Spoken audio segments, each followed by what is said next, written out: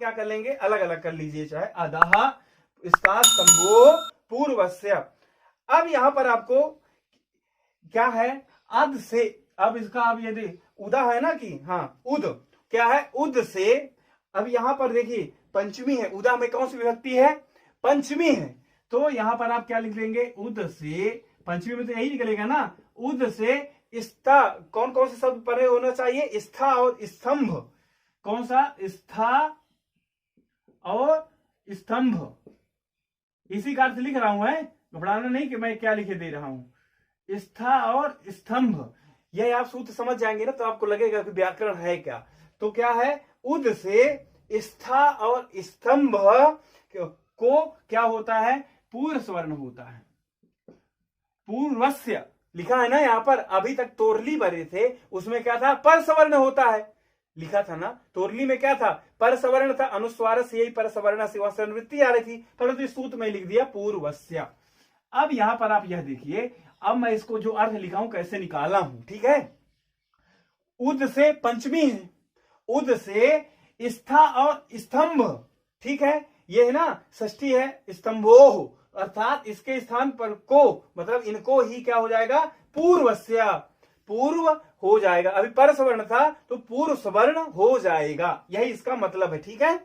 अब यहां पर आपको यह देखना है कि पूर्व सवर्ण क्या पूरे वर्ण को हो जाएगा, अर्थात उद से यदि यह दोनों शब्द परे है, स्था और स्तंभ, तो फिर यह जो उद है क्या इसको पूरे वर्ण को हो जाएगा, किसको होगा, कि यह कि फिर स्था को होगा, समझ में नहीं आया ना अभी आपको, यह केवल इतना ही अर्थ का करा, हमारा अर्थ यह किया कि उद से स्था और स्तंभ को पूर्व सवर्ण होता है, इतने इस सूत्र का इतना ही अर्थ निकलता है, हमको यह स्पष्ट नहीं है कि हम यह पूर्व में करें या इधर, मतलब इसको पूरे में कर दे, किसको करें, तो एक इसी को अर्थ बताने के लिए दूसरा सूत्र आया है, मैं आपको बताया था कि इसको समझाने के लिए 4-5 सूत्र हमको कंटिन्यू समझने पड़ेंगे, तभी यह हमारा पूरा सूत्र क्या है, स्पष्ट हो पाएगा, ठीक है।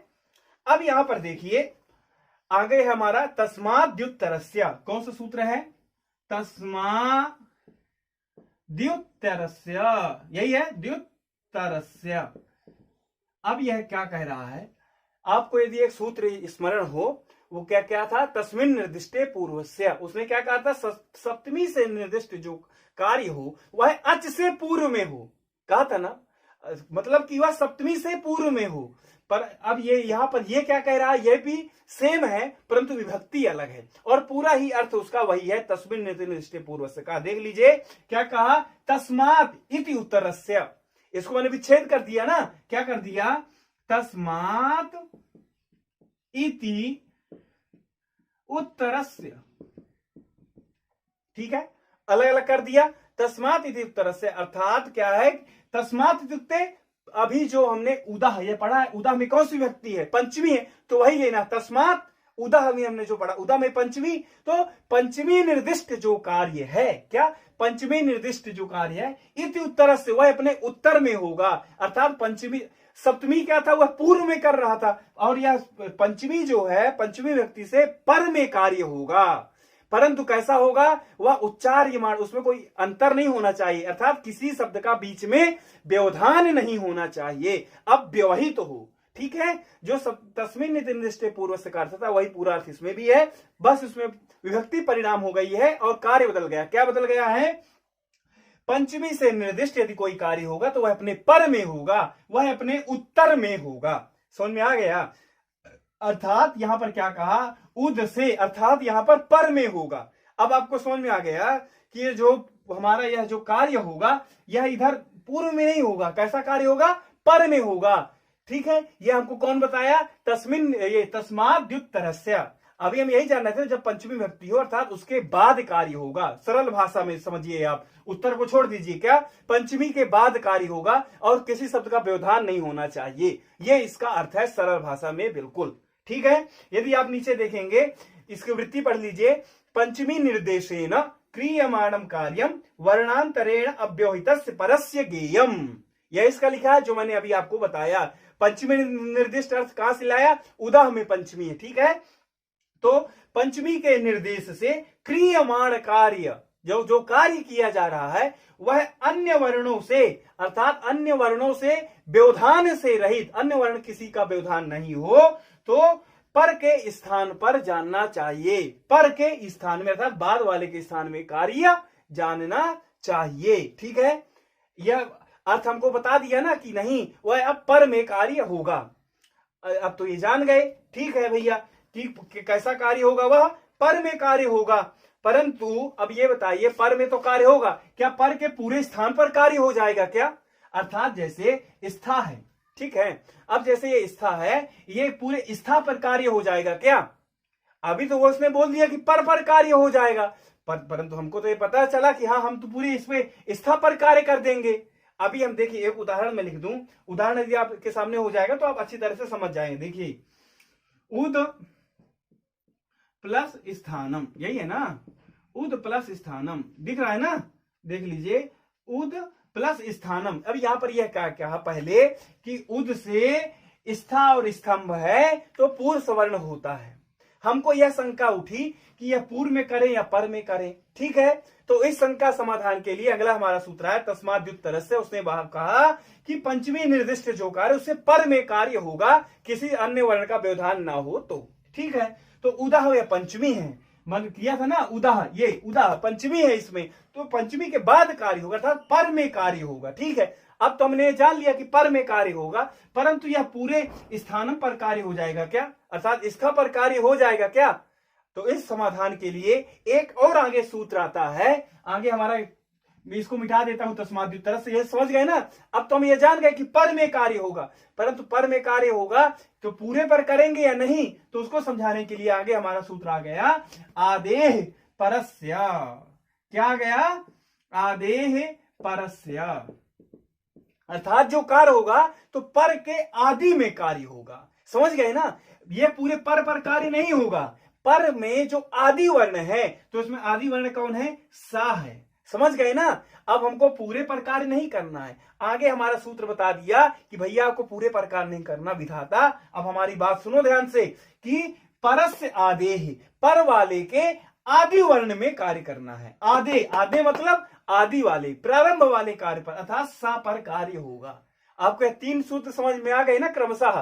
ठीक है, अर्थात उद प्लस स्थानम ऐसी स्थिति है, अर्थात उद के क्या है, उद से स्था और स्तंभ हो तो पूर्व सवर्ण होता है। अब हमको यह समझ में नहीं आया कि इधर करेंगे पूर्व सवर्ण के इधर करेंगे, यह हमको समझ में नहीं आया। तो इस समझाने के लिए तस्मात् द्युतरस्य सूत्र आया। वह बोला कि पंचमी के निर्दिष्ट के बाद कार्य होगा और किसी अन्य वर्ण का व्यवधान ना हो। तो पंचमी निर्दिष्ट कौन है? उद है, उदा में पंचमी, अर्थात इसके बाद कार्य होगा, तो इसके बाद कार्य होगा अर्थात पर में कार्य होगा। उसने तो यही बताया ना, पर में कार्य होगा, उसने ये तो नहीं बताया किस वर्ण पर कार्य होगा। तो हम पूरे पर वर्ण पर कर देंगे क्या? पर कार्य कर देंगे क्या? नहीं करेंगे। तो आगे हमको बताने के लिए सूत्र आ गया आदेह परस्य, परस्य आदेह, पर वाले के आदि वर्ण पर कार्य होगा तो इससा पर कार्य होगा। समझ में आ गया ना, परस्य आदेह। अब इसके बाद अगला सूत्र क्या आता है, यह स्थिति समझ में आ गई ना? ठीक है, अब इसके बाद उद प्लस स्थानम, तो इस सूत्र में अब पूर्व सवर्ण करना है। अब आपको पूरी स्थिति समझ, झमेला जो है यह पूरा समझ में आ गया ना। अब यहां पर देखिए, अब यहां पर क्या रहा है कि वह पूर्व सवर्ण हो जाएगा। इतनी स्थिति आपके सामने बिल्कुल आ गई है। अब यहां पर देखिए कि सा के स्थान में हमको पूर्व सवर्ण करना है, तो यह जो दा है यह सवर्ण है ना। सवर्ण का मतलब क्या होता है? पूर्व सवर्ण। यह सवर्ण में केवल दा ही नहीं आ रहा है, दा के साथ हमको पूरा इसका सवर्णियों का बोध हो रहा है। ठीक है ना, तो सवर्ण में इसके कौन कौन से आ जाएंगे? ता, था, दा, धा और ना। समझ में आया? अर्थात पूर्व सवर्ण। ठीक है, तो इसमें पूर्व सवर्ण में तो दा ही तो नहीं है, इसके सवर्णों का भी ज्ञान होगा। तो पूरे इसके सवर्ण कौन कौन से हैं? द में ता, था, दा, ना। ठीक है, जैसे ता कहूंगा तो ये पूरे सवर्ण बोध हो जाते हैं। तो इतने सारे वर्ण हैं। अब कौन सा वर्ण करेंगे? अब आ गई समस्या, अब तो पूरे तो करेंगे नहीं। अब आप मिला लीजिए उच्चारण स्थान। दा का उच्चारण स्थान क्या है और इनका उच्चारण स्थान क्या है? तो लिटु लसा नाम दंता, दंत है ना, तो इसका भी दंत है और इन पांचों का भी दंत है। क्या पांचों कर देंगे क्या? अब उच्चारण स्थान से यहां काम नहीं चलेगा। अब इसके बाद आते हैं हम लोग प्रयत्न में। अब यहाँ इस कॉन्सेप्ट को समझ जाएंगे ना तो आपको पूरा समझ में आ जाएगा। देखिए बहुत आराम से समझिएगा। अब इसके बाद आएंगे हम लोग प्रयत्न में, तो अभ्यंतर प्रयत्न मिलाइए जरा। तो इसका अभ्यंतर प्रयत्न क्या है, सबसे पहले आप यह देखिए अभ्यंतर प्रयत्न क्या है। यह जो स्पर्श है इनका एक ही अभ्यंतर प्रयत्न है, अर्थात क्या है, इस स्पृष्ट है ना, स्पृष्ट इनका अभ्यंतर प्रयत्न है, अर्थात यह स्पर्श है। तो स्पर्श तो ये भी है, इनका भी, तो यह भी सेम है, एक ही इनका अभ्यंतर प्रयत्न मिल रहा है। अब तो इनका अभ्यंतर प्रयत्न भी नहीं मिल रहा है, उच्चारण स्थान भी नहीं मिल रहा है। तो अब हम किसको, कहां पर हमको अब जाना पड़ेगा, अब हमको जाना पड़ेगा कहां पर, बाह्य प्रयत्न में। कहां पर, बाह्य प्रयत्न में। आपको समझ में आ गया ना कि अभ्यंतर प्रयत्न इन सबका सेम है, स्पृष्ट है, अर्थात क्योंकि का से लेकर के मां तक स्पर्श कहे जाते हैं ना, कादयो मावसाना पढ़े हैं, का से मां तक स्पर्श है, और स्पर्श का अभ्यंतर प्रयत्न क्या है, स्पृष्ट है। जब स्पृष्ट है तो इन सबका सेम है, तो ये पांचों तो कर नहीं देंगे, हमको करना है एक, नौकरी एक है, तो एक को हमको वहां पर रखना है। तो इसके बाद बाह्य प्रयत्न में आ जाइए।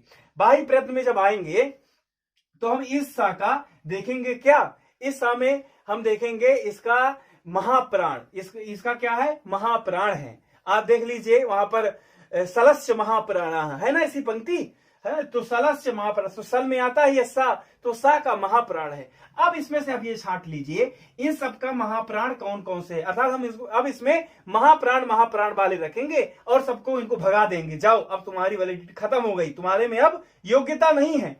तो अर्थात समझ गए ना कि अब बाह्य प्रयत्न में आए हम लोग, अब बाह्य प्रयत्न मिलाने का प्रयत्न कर रहे हैं। तो बाह्य प्रयत्न में सा का सलस्य महाप्राण पढ़ते हैं, तो सल का महाप्राण है।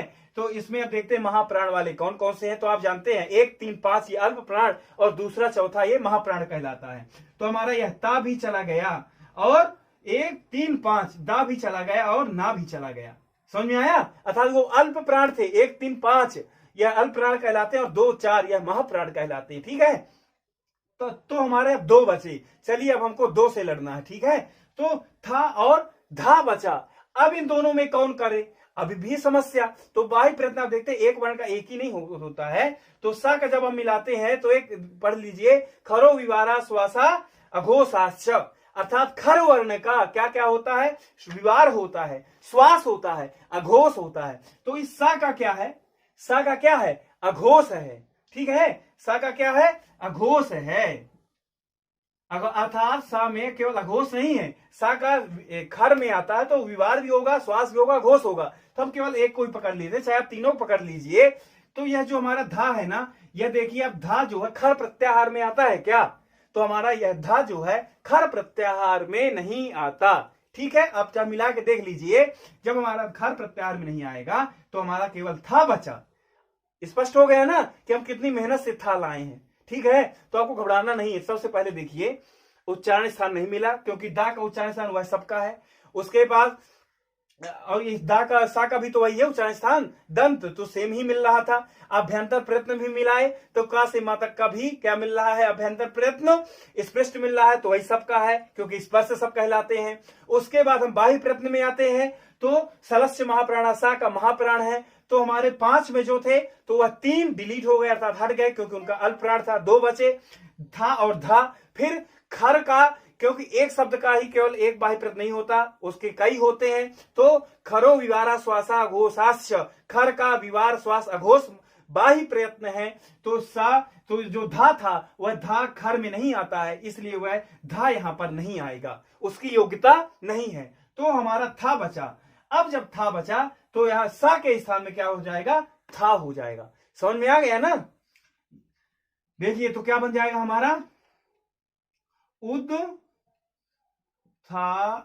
उदत्थानम, ऐसा हमारा बन गया। घोष को उसको मिटा दीजिए, ठीक है ना। आप देख लिए ना कि हम कितनी प्रक्रिया करने के बाद यह लाए हैं, ठीक है। अब आपको पूरा समझ में आ गया ना कि मैं इसी के स्थान में ही केवल कार्य क्यों किया हूं, क्योंकि आप 3 सूत्र समझ चुके हैं, तस्मात् व्युत्तरस्य और आदेः परस्य, ठीक है। अब इसके बाद देखिए अगला जो हमारा सूत्र आता है, झरो झरि सवर्णे, यही है। अब हम इसको सबको मिटा दे। अब मैं समझता हूं ये आप सब समझ गए होंगे, ठीक है। आदेः परस्य भी समझ गए होंगे। हम केवल एक रूप अभी हमारा जो बना है हम वह केवल लिख देते हैं, जो अभी हम बनाए हैं उद्धानम, ठीक है, ऐसा रूप। अब अगला हमारा आता है झरो झरी सवर्णे, झरो झरी, यही है ना सवर्णे। अब इसका अर्थ निकालते हैं हम लोग। तो अष्टाध्यायी जिसके पास वह निकाल लीजिए, क्योंकि हमको इसमें अनुवृत्ति देखनी पड़ेगी। ठीक है, तो एक सूत्र है हलो यमाम यमि लोपः। कौन सा सूत्र है? हलो यमाम। तो वहां से हमारी अनुवृत्ति आ रही है हल की, हलाह। किस सूत्र से? सूत्र लिख देता हूं, अष्टाध्यायी रखे वह सूत्र देख लीजिए, उसकी अनुवृत्ति जरूर आ रही है। ठीक है, हलो यमाम यमि लोपः। ठीक है, यमि लोपः। इसके बाद है फिर प्लस क्या होना चाहिए? झरह, झरह। झरह किससे आ रहा है? देखिए इसी से आ रहा है ना, झरह। ठीक है, फिर उसके बाद क्या होना चाहिए? लोप होता है, लिखा है ना क्या? झरह प्लस लोपः। लोपा कहां से आ रहा है? देखिए लोपा कहां से आ रहा है? हमारा एक सूत्र है अभी जो मैंने लिखा, हलो यमाम यमि लोपः, यहां से लोपः आ रहा है, इसकी अनुवृत्ति आ रही है लोपः। कब लोप होगा? कब होगा? जब सवर्ण झर परे होगा। ठीक है, सवर्ण झर परे होगा, लिखा है ना। झरी सवर्णे, पंचमी है, वो सप्तमी है, तो सप्तमी है तो क्या होना चाहिए? परे में ही होगा। ठीक है, एक बार यह प्रक्रिया जो समझ जाएगा ना, सूत्र निकालने में, सूत्र का अर्थ निकालने में कभी घबराएगा नहीं। फिर एक आगे हमारा सूत्र आएगा, झयो होन्य तरस्याम, तो अन्य तरस्याम। मैं आपको बताया था ना विकल्प के लिए कौन कौन से शब्द प्रयोग होते हैं, तो अन्य तरस्याम का मतलब है विकल्प से। ठीक है, यह नित्य नहीं कर रहा है, झयो होन्य तरस्याम। मैं देखिए आपके लिए सूत्र भी लिख देता हूं कि कौन से सूत्र की कहां से अनुवृत्ति आ रही है। देखिए एक बार इस प्रपंच को समझ जाइए। हलह क्या होना चाहिए? झर के पहले हल हो। ठीक है, झर के पहले हलो यमाम यमि लोपः सूत्र है। यह सूत्र लगा नहीं है, आप यह सोचे कि सूत्र लगा है, नहीं, उस सूत्र से अनुवृत्ति आ रही है हल की। अर्थात झर के पहले यदि हल हो, हल हो, हल के बाद झर हो, और झर के बाद यदि सवर्ण झर है, अर्थात सवर्ण झर वही अक्षर होना चाहिए। ये नहीं कि आप कोई का है, काक में फिर आप चा कर दो, नहीं, का के यदि खा उसी सवर्ण नहीं है, खा हो तो चल जाएगा, था सवर्ण होना चाहिए। क्या कहा इसने? देखिए हल के बाद झर हो और झर के बाद सवर्ण झर है तो उसका लोप हो जाएगा। किसका लोप हो जाएगा? झर का लोप हो जाएगा। और वह कैसा लोप हो जाएगा? विकल्प से लोप होगा। समझ में आ गया ना कैसा लोप होगा? अन्य तरस्याम। अन्य तरस्याम मतलब विकल्प से लोप होगा। अब आपको यहां पर एक चीज ध्यान रखनी है, अब जो हमने अभी बनाया है तो उसमें एक बार लोप होता है और एक बार लोप नहीं होता है। ठीक है, अब देखिए यहां पर यह समझ में आ गया ना कि हल से हल, झर के पहले हल हो और झर के बाद सवर्ण झर है तो इस झर का विकल्प से लोप हो जाता है। इतनी सी बात समझ में आ गई। अब देखिए हम घटाते हैं अपने उदाहरण में। देखिए मैं झरो झरी सवर्ण का अर्थ ये नीचे अभी लिखा रह देता हूं और ये पूरा मिटा देते हैं, हम लोग ऊपर समझते हैं अच्छे से। अब देखिए हमारा क्या था स्थिति, हमने जो अभी बनाया था उद प्लस थानम, ऐसा बन चुका था। ठीक है, अब यहां पर यह देखिए क्या है हमारा, हल परे है यह कि नहीं है? हल परे है ना। हमारा यही अर्थ कहता है झरो झरी सवर्ण की पहले हल हो, हल के बाद झर हो, तो हमारा जो था है ना यह किस में आता है? झर में आता है। आप चाहे वो प्रत्याहार उसका बना लीजिए। ठीक है, झर में पहला दूसरा तीसरा चौथा और ऊष्मवर्ण। ठीक है, तो यह झर में आता है, था जो है झर में आता है और उसके बाद सवर्ण झर होना चाहिए। तो देखिए ना था के बाद था है ना, था के बाद क्या है? था है, तो इसका लोप हो जाएगा। किसका लोप हो जाएगा? था का। और वह लोप कैसा होगा? विकल्प से। तो हमारा क्या बन जाएगा? उद्थानम। ठीक है, और यह जो लोप हुआ है ना तो विकल्प से, तो एक रूप ये भी बना है, ये भी शुद्ध है, उत्थानम ऐसा भी बना है, और एक ये भी बना है उत्थानम। ठीक है, इसमें आपको कोई दिक्कत होनी ही नहीं चाहिए। ठीक है, उत्थानम ऐसा अभी आपके सामने बना है। ठीक है, क्योंकि विकल्प से किया है ना, एक बार जब नहीं करेगा तो डबल था है और एक बार करेगा तो ये है उत्थानम। समझ में आ गया ना। झरो झरी सवर्ण ने क्या कहा कि हल परे हो तो पहले दा है, हल है, फिर हल के बाद झर हो तो ये झर है, फिर झर के बाद भी सवर्ण झर हो तो था के बाद धा, था है भैया, फिर तो झर का लोप होता है। सवर्ण झर का लोप नहीं होता, झर का लोप होता है, तो इसका लोप हो जाएगा। तो उत्थानम। कंफर्म है।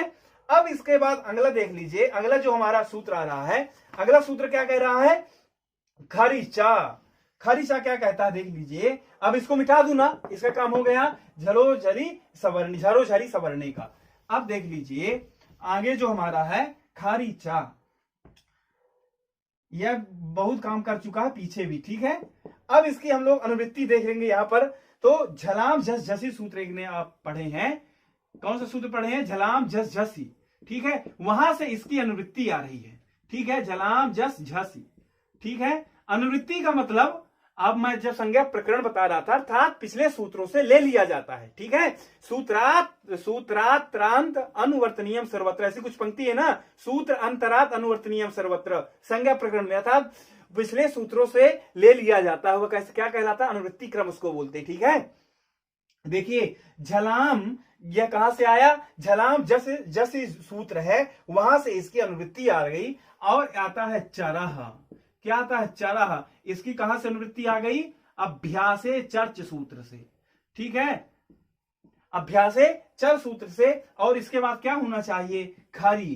खरी में कौन सी विभक्ति है, सप्तमी है। खरी तो हमने यहीं से लिया ना, यहीं से लिया। चा लगा है, चा लगा है तो क्या है, मतलब विकल्प से, यहां भी विकल्प से है। मैं आपको कुछ शब्द बता चुका हूं ना, जो व्याकरण शास्त्र में कई शब्द मिले ना, तो आंख बंद करके आपको समझ जाना है कि वो विकल्प से कार्य हो रहा है, अर्थात एक बार होगा और एक बार नहीं होगा। तो यहां पर यह देखिए झलाम जस झसी, ये क्या कहता है, ये षष्ठी है, षष्ठी है ना, तो स्थानीय हो गया, जो षष्ठी है वह स्थानीय होगा। क्या कौन सा सूत्र है, षष्ठी स्थानीय होगा। तो झलों के स्थान में, और प्रथमांत कौन से है तीनों में, चरह, झलों के स्थान में चर होता है कब, जब खर परे हो। क्या होना चाहिए हमारा, खर परे होना चाहिए, यह हमारा नियम बना दिया। यदि ऐसा नहीं होगा तो फिर वहां पर हमारा नहीं बनेगा। अब यहां पर आप देख लीजिए, ऐसी स्थिति है हमारी, उद प्लस थानम, ऐसा है, ठीक है। हमारे पास दो रूप है, एक ये वाला रूप है और एक ये वाला रूप है, ठीक है। झरोझरी सवर्ण अपना काम करके जा चुका है, हमारे सामने दो रूप बन गए झरोझरी सवर्ण में से। एक देखिए, एक ऐसा बन गया उद थानम, ठीक है, और एक ऐसे बन गया जब झरोझरी सवर्ण से लोप नहीं होगा। ये दो रूप है हमारे सामने। तो यहां पर खरीचा दोनों में लगेगा। क्या कह रहा है वो, झल को चर होता है, खर परे रहते हैं, ठीक है। तो खर, यहां पर झल कौन है, खा दा है। जब मैं बार बार प्रत्याहार गिनाने लगूंगा ना, तो जो मेरी वीडियो 1 घंटा 15 मिनट की बन रही है, तो वह 3 घंटे की बनने लगेगी, ठीक है। तो अब यह देखिए उद प्लस थानम में यहां पर झल दा है, झल के स्थान पर चर होता है, तो दा के स्थान पर क्या हो जाएगा, चर हो जाएगा, ठीक है। और चर में कौन कौन से वर्ण आते हैं, तो आपको सरलता के लिए बता दूं ना, उसी अक्षर का आप यदि पहला अक्षर लिख देते तो चर कहलाता है। समझ में आया। अब देखिए यहां पर खरीचा उद प्लस थानम, यहां पर क्या है, झल को चर होता है, पर कब, खर परे हो। तो हमारा जो था है ना, वह खर पर में है। देखिए आप कंफ्यूज होंगे कि मैं वहां पर क्या खिचड़ी पका रहा हूं। उद प्लस थानम भैया ऐसा है, यहां पर दो रूप है, ठीक है। एक थानम ऐसा है जब लोप नहीं हुआ, और जब लोप हो गया है तो एक ये वाला है, ठीक है। ये दोनों लिख देता हूं आपके सामने, नहीं कहीं कंफ्यूज ना हो, ठीक है। थानम, ये ऐसा दोनों रूप है। तो यहां पर क्या कह रहा है कि झल को चर होता है, तो झल द में है, द है, ये झल है, ठीक है। अब यहां पर चर होगा, चर होगा पर कब, जब खर परे हो। तो हमारा था जो है ना, वो खर परे है, खर प्रत्याहार में आता है, ठीक है। जब खर परे है तो दा को क्या हो जाएगा, इसका प्रथम अक्षर कर दीजिए, तो उसमें ता आ जाएगा। तो उत प्लस, अब चाहे दूसरा वाला, अभी दूसरा ले लीजिए थानम, तो हमारा क्या बन जाएगा, एक रूप यह बन गया, देख लीजिए उद, उत और यह थानम, ये ऐसा है। अब इसको अब मिला लीजिए तो क्या बन जाएगा, उत्थानम, ऐसा। एक तो ये बन गया, ये बिल्कुल शुद्ध है एक, ठीक है। और एक क्या बन जाएगा, उत्थानम, एक ऐसा है ना, उद प्लस थानम। जबकि क्यों, क्योंकि जब झरोझरी सवर्ण से विकल्प से लोप होता है ना, और जब लोप नहीं होगा तो ऐसा रहेगा, उत्थानम, ठीक है। ये आपके रूप बन गया। तो ये आपके दोनों रूप शुद्ध हैं, कोई यह नहीं कह सकता कि यह दोनों रूप शुद्ध नहीं है। आप लघु सिद्धांत में तो आपको एक ही दिया होगा, देख लीजिए उत्थानम यही दिया है, दूसरा रूप नहीं दिया, परंतु वह भी सिद्ध है, ठीक है। अब दूसरा रूप क्या बना रहा है, उत्तंभनम, सेम ऐसी ही पोजीशन रहेगी। कैसी पोजीशन? जैसे हमने अभी बना डाला उत्थानम और उत्थानम, बनाया है कि नहीं बनाया है? तो आप इसको यदि बनाना चाहते हैं, इसको भी बनाना चाहते हैं तो बना लीजिए। अभी आपको यह स्पष्ट हो गया? तो आप एक बार शुरू से सूत्र दोहरा जाइए, हमने कहां से प्रक्रिया यह चालू की थी। तो सबसे पहला हमारा सूत्र था उदस्ता स्तंभो पूर्वस्य।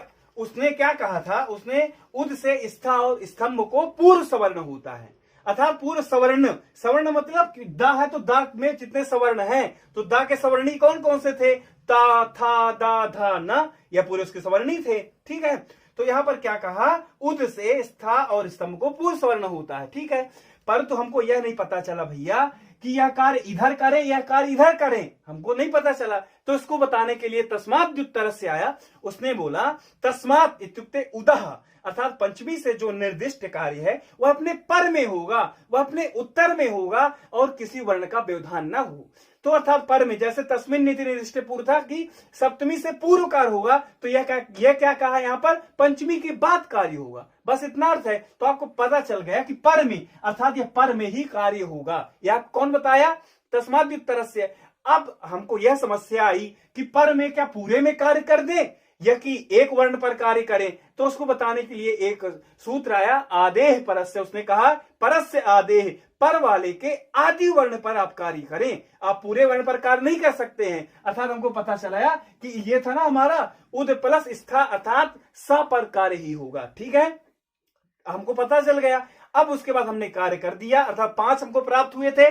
दा के स्थान पर कौन कौन से प्राप्त हुए थे हमको? ता, था, दा, धा, न। तो हम 5 कर नहीं सकते। उच्चारण स्थान पांचों का सेम था, अभ्यंतर प्रयत्न भी पांचों का सेम था। बाह्य प्रयत्न में जाते हैं तो सा का सलस्य महाप्राण, सा का महाप्राण बनता है। तो ता, था, दानम में हम देखेंगे महाप्राण कौन है, तो 2 महाप्राण हमको मिलते हैं, था और धा। और उसमें भी देखते हैं कि एक धा हमारा है, तो एक वर्ण का एक ही बाह्य प्रयत्न नहीं होता है। सा खर में आता है, तो खरो विवारा श्वासा अघोषास्य। खर का क्या क्या है? खर का विवार श्वास अघोष। तो जो धा है हमारा वह खर में नहीं आता है, तो धाक भी हट गया, तो हमारा था बचा। तो हमारा क्या बन गया था? उत्थानम, ऐसा हमारा रूप बन गया था। फिर उसके बाद झरोझरी सवर्ण ने विकल्प से लोप किया, तो विकल्प से लोप किया तो उत्थानम ऐसा बन गया, और जब लोप नहीं किया तो उत्थानम। ठीक है, तो देखिए हमारा यह खरीचा नित्य करता है, तो देखिए हमारे यह दो रूप सिद्ध हो गए। ठीक है, ऐसे ही जो हमारा अगला रूप है ना, अगला रूप हमारा कौन है? उत्तम्भनम। तो उसको भी आप जल्दी से देख लीजिए, उसकी भी प्रक्रिया पूरी यही है। ठीक है, आप ये मैं बताया था कि इस सूत्र को समझने के लिए आपको 4-5 सूत्रों की सहायता पड़ सकती है, तो आपको 4-5 सूत्र वहां आपको समझ में आ गए हैं। तो आगे हमारा उदाहरण है, इसी में बनता है। कौन सा उदाहरण? देख लीजिए, उत्तम्भनम। तो इसका विच्छेद क्या होगा? उद प्लस स्तंभनम। तो अब आपको समस्या नहीं होनी चाहिए, क्योंकि आप एक सिद्ध कर चुके हैं शब्द। ठीक है, उद प्लस स्तंभनम, यही है स्तंभनम। अब आप शुरू से सूत्र लगाते हुए आइए, कोई दिक्कत नहीं, आराम से लगाना है, घबराना नहीं कि बहुत सूत्र हम इतने कैसे लगाएंगे, ये तो मैथमेटिक्स भी कठिन है। नहीं, बिल्कुल कठिन नहीं है। देखिए हमारा सूत्र है उदः स्था स्तंभो, अर्थात उद से स्था और स्तंभ परे हो। तो स्तंभ परे है तो क्या होगा? उसको पूर्व सवर्ण होगा। अब यहां पर एक समस्या आई कि हम क्या यहां पर पूर्व सवर्ण करें कि यहां पर पूर्व सवर्ण करें। तो इस समस्या का समाधान देने के लिए एक हमारा सूत्र आता है तस्मात् द्युत्तरस्य। लिखने की आवश्यकता तो नहीं है ना, आपकी किताब में है।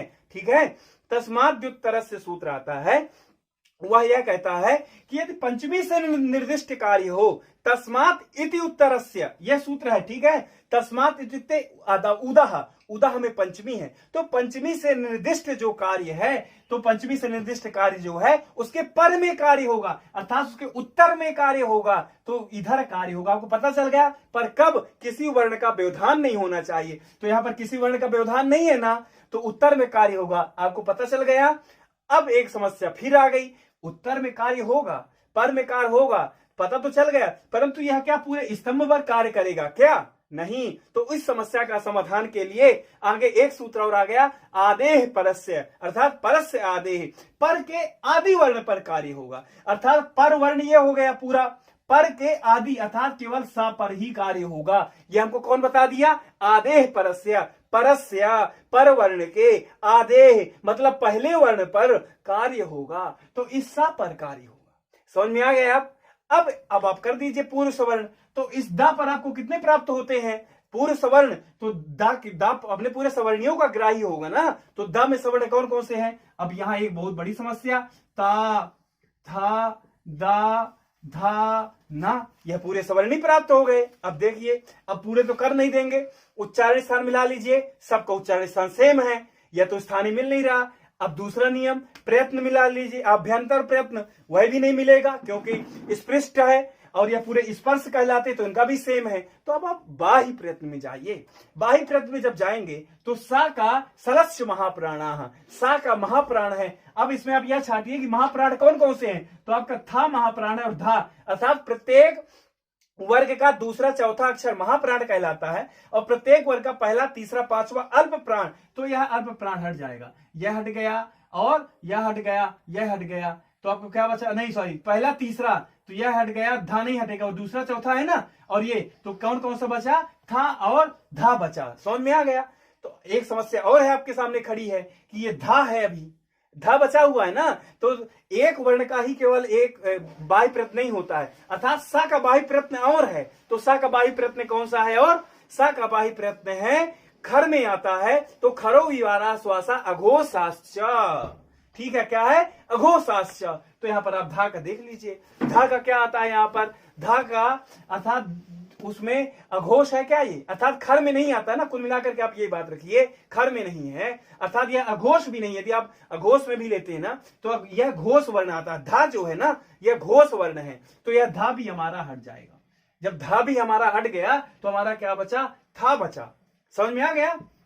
जब यह हमारा था बचा तो देख लीजिए, अब इसको आप मिला लीजिए। अब जब हम इसको मिला लेंगे तो क्या बन जाएगा? था या किसके स्थान पर हुआ? इसके पूर्व सवर्ण। समझ रहे हैं ना? क्योंकि मैं बताया था किसके स्थान पर कार्य होगा, आदेश परस से हमको बता दिया था। तो यहां पर आप मिला दीजिए तो क्या बन गया? उद, ऐसा रूप बन जाएगा आपका, उत्थानम, ऐसा तंभनम। ठीक है, कोई समस्या नहीं है ना यहां तक? अब इसके बाद हमारा अगला जो सूत्र लगेगा, अगला सूत्र कौन सा है? झरो झरी सवर्णे। यह क्या कहता है? यह विकल्प से लोप करता है। उसकी झरो झरी सवर्णे का अर्थ क्या था? सिंपल, एक हमने सूत्र पढ़ा था कि वह हल कहां से अर्थ आता है, तो उसके लिए यमो यमी यमाम लोपह, हलो यमाम यमी लोपह, यह सूत्र पढ़े थे। अर्थात पहले हल होना चाहिए, उसके बाद झर होना चाहिए और उसके बाद सवर्ण झर होना चाहिए। झर में कौन कौन से वर्ण आते हैं? प्रत्येक वर्ग का पहला, दूसरा, तीसरा, चौथा और ऊष्म वर्ण। ठीक है, तो देखिए हल है, दा हमारा क्या है यहाँ पर? हल है ना, उसके बाद क्या होना चाहिए? झर होना चाहिए, और झर के बाद भी क्या होना चाहिए मित्रों? सवर्ण झर होना चाहिए। तो था के बाद ता है, तो सवर्ण झर ही होगा, क्योंकि था कहने से वह पूरे सवर्णियों का बोधक होगा ना। तो लस प्रथम हम लोग पढ़ चुके हैं, ठीक है, तो सवर्ण है, तो क्या हो जाएगा? इसका था का विकल्प से लोप होगा, नित्य लोप नहीं होगा, तो विकल्प से लोप हो जाएगा। किससे? झरो झरी सवर्णे से। तुम्हारा क्या बन जाएगा? उत्तंभनम। समझ में आया? अब उसके बाद देखिए अगला हमारा सूत्र आता है खरीचा। क्या सूत्र आता है? खरीचा। ये क्या कहता है? झलाम जस झसी से वहां से झल आ जाएगा खरीचा के अर्थ में। ठीक है, बता चुका हूं मैं आपको। अर्थात झलों के स्थान में चर आदेश होता है। चर कहां से आ गया? इसमें चर तो आपको दिखाई नहीं दे रहा, खरीचा में चर दिखाई दे रहा है क्या? नहीं दिखाई दे रहा। तो अभ्यासे चर्च एक सूत्र है, वहां से उसकी अनुवृत्ति आ रही है। ठीक है ना, इसीलिए पाणिनि की जो अष्टाध्यायी ना पूरी वैज्ञानिक है, पूरी आप उसके सिस्टम को समझ लेते हैं ना तो परेशान नहीं होंगे। तो झल के स्थान में चर आदेश होता है। अब झल क्या होता है? झल मैं आपको बता दिया, ठीक है। तो झल के स्थान में क्या होता है? चर आदेश होता है। और पर कब होगा? खर परे। तो यहां पर झल ये है, ठीक है। तो इसके सामने देखिए खर परे है क्या? हाँ जी, खर परे है। तो उसके सामने झल के स्थान में क्या हो जाएगा? चर हो जाएगा। चर में कौन सा है? अर्थात चर में उसी वर्ण का पहला अक्षर। तो द का पहला अक्षर क्या है? उसी वर्ग का पहला अक्षर। तो द का पहला अक्षर क्या है? ता है। तो उसके स्थान में क्या हो जाएगा? उत्तंभनम। ठीक है। और यदि मैं आपको एक बता दूं एक तरीका, यह कैसा है? नित्य। ठीक है, और यहां भी ऐसा ही स्थिति हो जाएगी। ठीक है, तो दो रूप हमारे बन जाएंगे यहां पर भी। तो क्या है? उत्तंभनम। क्या है? उत्तंभनम। आपकी लघु सिद्धांत में एक ही रूप बनाया है, परंतु दो दो रूप बनते हैं। ठीक है, अब आपको यहाँ पर यह समझना है, कोई कहे कि हम यहाँ पर ता ही क्यों कर दे, तो आप भैया अपना वह उच्चारण स्थान और बाह्य प्रयत्न आभ्यंतर प्रयत्न मिला करके अपने सिस्टम में आपको समझ करके आप यहाँ पर आपको ता ले आना है, ठीक है। और यदि आप इतना सिस्टम फॉलो नहीं करना चाहते, माँ को वह सिस्टम फॉलो करके भी ऊपर अभी बता दिया कि बाह्य प्रयत्न कैसे मिलाते हैं, किस प्रकार से, ठीक है। मैं समय की बचत के लिए आपको डायरेक्ट बता दिया कि वह अपने प्रथम वर्ण हो जाता है। तो दा का प्रथम क्या है, ता। तो हमारा रूप क्या बन गया, एक हमारा, मिला दीजिए सबको, तो हमारा एक रूप बन गया उत्तंभनम, ठीक है, बन गया। और दूसरा रूप क्या बन गया, क्योंकि जब झरो झरी सवर्ण से लोप नहीं होगा, विकल्प से लोप होता है ना, तो एक रूप हमारा ये बनेगा, देखिए ये, ठीक है। भनम, घबराना नहीं है कि ये कैसे इतने सारे शब्द हो गए, ये हम कैसे बनाएंगे, देखिए कितना सरल है, एक बार हम सिस्टम को समझ गए हैं, ठीक है ना। ये हमारे दो रूप बने, एक उत्तंभनम, तो आप लघु सिद्धांत में देखिए आपके इसमें एक ही ये वाला बनाया है, ठीक है। परंतु जब दूसरी जगह आप देखेंगे वैयाकरण में यह भी आपको मिलेगा उत्तंभनम, ठीक है। तो आप यह पूरे विस्तृत रूप से मैं आपको यह समझा दिया हूं। अब जो हमारा अगला सूत्र है जयो होन्य तरस्याम, वह अगले वीडियो में पढ़ेंगे। आशा करता हूं, उम्मीद करता हूं कि यह आपको समझ में आ गया होगा। यदि आपको यह समझ में नहीं आया है तो मेरी जवाबदारी है समझाने की, आप कमेंट में करिए, और जो भी समझ में नहीं आता आपको उत्तर जरूर मिलेगा। और अपना मत जरूर दीजिए, यदि आपको और सरलता से समझना है तो मैं आपको और सरलता से भी समझा सकता हूं। आप अपनी राय जरूर दीजिए। तब तक के लिए मित्रों, नमस्कार, धन्यवाद।